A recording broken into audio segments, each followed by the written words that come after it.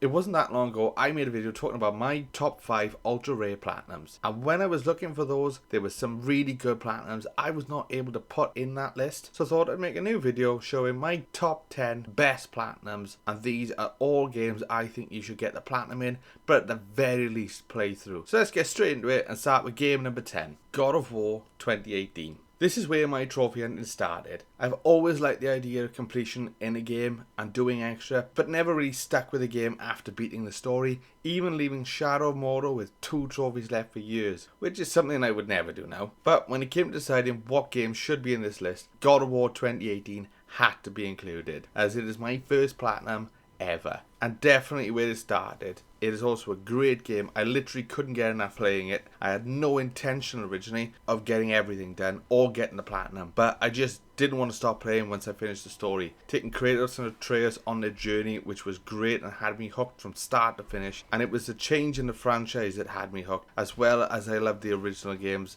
and played God of War 1 and 2 on the PS2. Even though I shouldn't have really done with the age restrictions, but none of them felt as good as this. And once the story was done, I just wanted more. So I continued exploring, clearing all the areas and getting all the equipment, and this is where I first looked at the trophies to see what else I could do. So I started cleaning up the game and eventually find the Valkyrie Queen and thought, cool, another boss to fight, I'll go get this done now. But this is where the game separates the men from the boys, as she is no laughing matter. If you are not ready for the fight, the game lets you know it. She will wipe the floor with you, and it was the hardest part of the game and the platinum for me. But if you've not played this yet, definitely get onto it as soon as possible. It is a great game and a great platinum. Number 9, The Last Guardian. This is a game that surprised me with how much I actually enjoyed it. Originally I was just going to play it and get the platinum, as I was looking to have all the platinums for the Only on PlayStation collection that was released in the UK. I just thought it was something I just had to get done to accomplish this. But I was very pleasantly surprised at how much I enjoyed playing it, and grew to like Trico, the companion in the game, because even though they were very frustrating bits where he wouldn't do something, he wouldn't move to the right spot and just blatantly ignored me, I found it difficult to stay frustrated with him, as he is just like a lost puppy, and who can stay mad at a puppy? Overall, the game is not too difficult to get done. It does have some missable trophies and can be a little bit annoying obviously when Trico doesn't do what he's supposed to do, which just makes things take a little bit longer. But following a guide, I got them all with no issues, and I know Crimson doesn't agree with me saying this, but I think more people should play this game. The story was really great. Just be prepared, there is a bit of a sad scene at the end. Nearly brought a tear to my eye, so just a warning for you all. Number 8, Wipeout. Wipeout is another game I had to get the platinum for to get all the PlayStation collection plats. But this one was different. As I was talking to other trophy hunters in work when I got all the games in the collection, I mentioned I might try and get a platinum on all of them. And that's when one said, there's no way I could get Wipeout done, as someone else they knew was really good at the game and couldn't do it. So to me, that was like a red rag to a bull, and the challenge was accepted. It took a bit of time because it's not a simple or easy game to play, and it took a little bit of practice to learn to control the ship and not crash. But once I got used to the controls, I jumped straight into online, as it was quite dead, just to make sure I could get the 2 multiplayer trophies done, which didn't take too long, as you only needed to finish 10 races and destroy 50 ships, so not too hard. I then just went straight through the game, completing the races, but one of the hardest trophies for me to earn was the Zico time trials. This was to beat the developer time on a Nulfa pass using the Piranha ship. To do this, you need to know the best line, but also be able to barrel roll boost off small jumps around the track. This is done by flicking left to right quickly, and I struggled at first, and then used the accessibility features on the PS4 to change the input of left and right to R1 and L1. In no time I got the rolls worked out and eventually beat the time needed, and I went on to get all the gold medals and races, getting me the platinum. It did only take me a month to get this, which was surprising, alongside doing other things, but it felt really good to go back into work after doing it and just saying, I got the platinum. Number 7, Last of Us Remastered. The Last of Us is the final game of the PlayStation collection that is on this list. I went into this one, if I'm honest, with not very high expectations. I had seen my brother play it a few years before I got it, and I just thought it was going to be another zombie story, and that's it. But I'm glad I was wrong. The story for this was great. I enjoyed it completely and had no issues going for the second playthroughs straight after. I always thought when playing it that the story would work really well as a TV show, which it did when they made it. There are some multiplayer trophies for this version of the game, and I was very lucky that they released the PS4 version on PS Plus around the time I was working on the game. So I jumped straight into the multiplayer, got all the trophies done. Most of them are fairly simple, but there's one annoying one that requires a little bit of managing to get done, but the guide on PSN Profiles broke this down very well for me, and I got it done fairly easy. This is definitely a game to play and platinum. I'm not sure if the online is active enough for online trophies, but the PS5 release only requires the story to be completed, and this will be a game I go through at some point, as it would be great to experience this game again.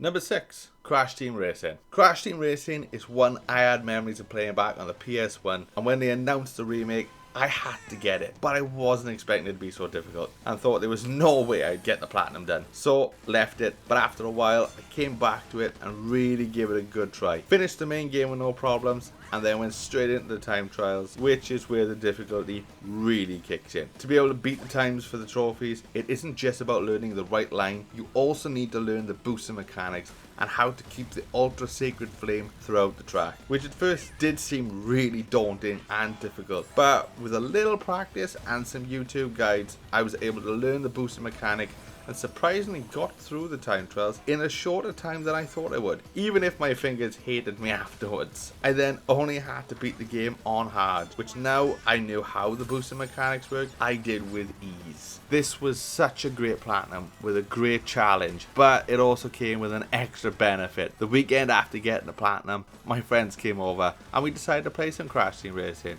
And with my new skills in the game, it was really fun being able to beat them with such large time gaps, some even 60 seconds before they cross the line after me. Now we're on to the top 5 platinums I have earned. And if you enjoyed the video so far, don't forget to hit that subscribe button. Number 5, Resident Evil 2. I just had to have a Resident Evil game on this list, and it couldn't be any other for me than Resident Evil 2. It is a remake of the original game that was released back on the PS1, but I didn't have much experience playing the Resident Evil games growing up. When I first played it on the PS4, I beat the game as Leon and left it there. And honestly, found that challenging enough. But it was also at the time I wasn't into trophy hunting. I later then went on to get the platinum in Village, and then 7, and later another Resident Evil platinum with the Resident Evil 4 remake release. I decided then, why not go back and get a platinum in number 2, which I am so glad I did. It is the best of the 4 I have played, and I enjoyed exploring every aspect of it. There are a number of playthroughs needed for it, but the more you play it, the easier the game gets, as the knowledge of the map and the layout just improves every time. But no matter how many times I play through it, this one will always have me on edge as soon as I encountered Mr. X. The other games did have some slightly frightening and tense parts, but nothing like Mr. X. He explores the police department while you are there and can appear when you least expect it. There's nothing scarier than going to walk out of a room and having Mr. X be on the other side or start walking through it. The platinum wasn't overly difficult and there are plenty of playthroughs that are needed, but they are manageable. The number needed can be reduced by combining ones like the speed run, no item box into one, but to make it easier for yourself, just do them separate. This game isn't too long once you know what to do, but if you do decide to do this game, make sure you do a blind playthrough, as this game fully deserves it. And I may even go back to get a platinum again, as there is a free PS5 upgrade. So keep your eye on this channel. Maybe it's something I can do for a video in October. Number 4, Enter the Gungeon. Enter the Gungeon is the second roguelike game that I have platinumed, and was also a game I mentioned in my top 5 ultra rare plats. I picked it up on sale for really cheap, and I didn't know what it was. I got a bit confused by it, to be honest, and just left it. I then later watched my friend play it through screen share, and after watching him play through the game for a good few hours, I started to understand it, and then really got the itch to jump back in and try to plat it. Now, it's not a simple platinum, and this is usually the same with most roguelikes, mainly due to the RNG of them, but the RNG is what makes these so fun. Each run in the game is different and can have a different outcome. The basics are the same, like dodging and shooting, but that's about it. And this is what I like about them. The list is really good for this game, as most of the trophy list, once done, unlocks something extra for use in the game. So from a gameplay standpoint, gives another reason to go for the platinum, but just beating the game once is no small task. To start, you'll need to learn the enemies and boss moveset, and then hope, even with the knowledge that RNG is on your side, as to what weapons you can find in the Gungeon. But as I have said in my previous video, and I know my friend says this, it is a must play game at the very least. But if you want to challenge yourself, try getting the platinum. I would encourage you to do so. Time and practice, this plat is easily earnable. Number 3, Trials Rising. Now we're in the final 3, and I kick it off with another ultra rare platinum and another one from my top 5 list, Trials Rising. This is hands down one I never thought I would be able to earn. The Trials games are no joke when it comes to their difficulty. Some normal platformers can be a challenge, without tricky jumps can be, but then adding a bike to that just ramps up the challenge. But after I started going for it, I was hooked. And even though my fingers felt like they were going to fall off due to how intense the game is, I just couldn't stop playing it. It did also help me, I think, that this was a game I decided to play at the start of me streaming to Twitch. So I was 100% focused when playing, and would sometimes even have some other players of the game drop into chat and give me some advice. This is one of my proudest platinums I have on my list. I felt like giving up on this one a good few times, but still somehow stuck with it and got it done. The hardest part of this is the gold medals on all the tracks, because the starting levels are nice and easy to get you into the game, but the ending extreme levels are the true test and pushed me to my limit. But they're not even the hardest levels in the game, but thank God they are the hardest levels of the platinum. The harder difficulty levels are the ninja levels, and there is one trophy, but it just requires you to finish the first one, and just finishing it can be a challenge. So I am really grateful that's all they wanted the player to do. So if you want another game to really test your patience and push yourself to the limit, I urge you all to give this part a try. But please, at least play it. The game is so much fun in its own right. Number 2, Witcher 3. Witcher 3, a game so good and so much fun. I got the platinum for it twice. Once on PS4 and then later on the PS5 upgrade. This is the only game in the Witcher series I have actually played myself. And again, the first time playing this, I gave up on it and didn't even make it out the tutorial area. I mean, just writing this list out sort of shows a pattern of me not really giving too many games enough of a chance. But we live and learn. But going back to this game though, was the best thing I ever did. It is one of the best RPG games I have played and really got into the story and the characters in the game. I cannot wait for the first game's remastered to be released. This was the second game I ever platinumed as well on my list and was so much fun.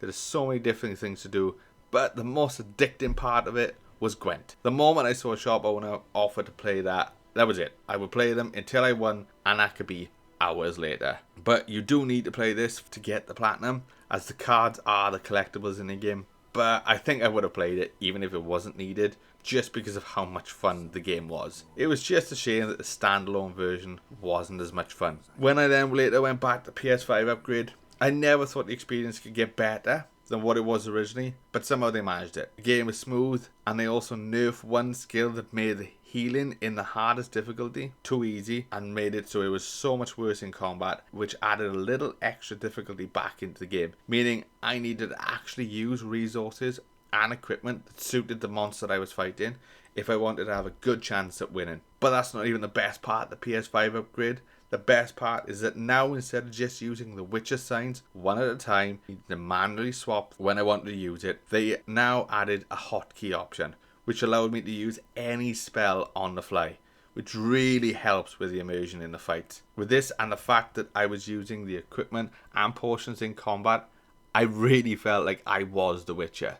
So definitely get the platinum in this game, but be mindful there are a couple of missable trophies, but most of all do it on the PS5 version of the game because of the upgrades that they made to it. Number 1, Crash Insane Trilogy. It's now the best of the best, the platinum that is my number 1, and always a game I will suggest hunters to platinum. Even though I am sort of cheating with this number 1 slot, as it isn't just 1 or 2 plats, there are 3, and they are the original trilogy for Crash Bandicoot.